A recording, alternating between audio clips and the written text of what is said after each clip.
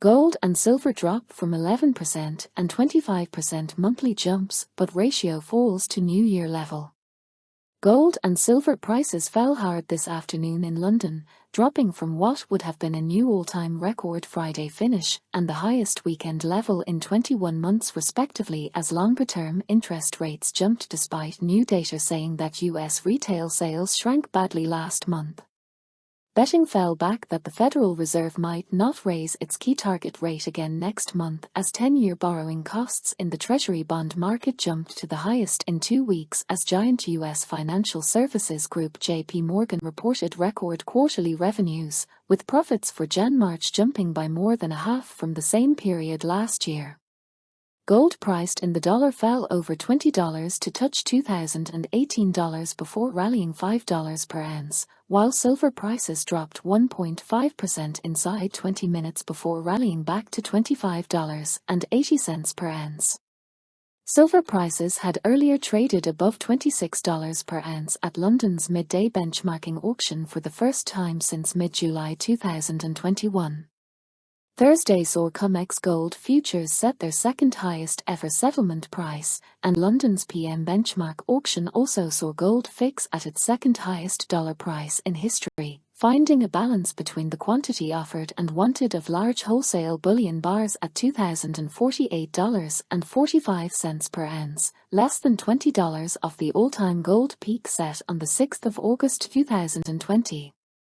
In contrast to gold, silver remains at barely half its all-time peak of January 1980, trading 46.8% below its spring 2011 high of $48.70 per ounce.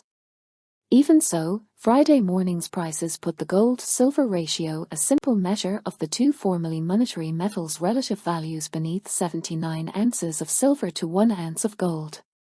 That's the lowest ratio of gold to silver since the new year, thanks to the price of silver surging faster than gold since the US and then Swiss banking failures of mid-March. At the peak of silver's ascent, London silver bullion prices had risen 25.2% by Wednesday from a month earlier, the fastest such rise since summer 2020, and a move matched or beaten on only 234 trading days across the last 55 years. Putting it within the top 1.7% of silver's strongest one-month jump since April 1968.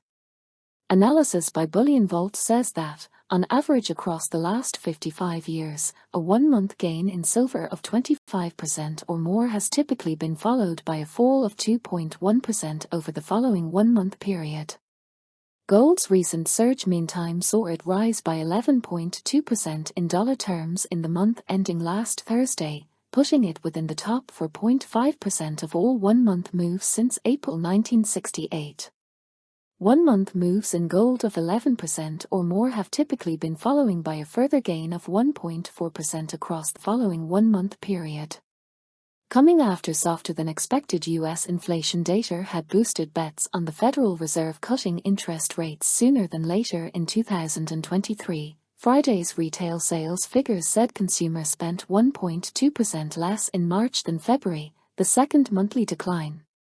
But within that figure, sales by non-store retailers were up 12.3% year-on-year by value, while food services and drinking places saw sales rise 13.0% from March 2022.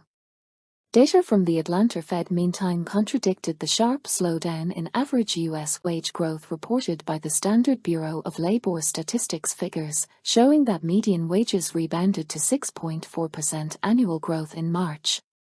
With some Fed members saying at last month's meeting that only the banking scare prevented them from wanting a half-point hike, betting that the U.S. central bank will now raise its key interest rate by another quarter point in May has jumped to price the odds at 4 in 5.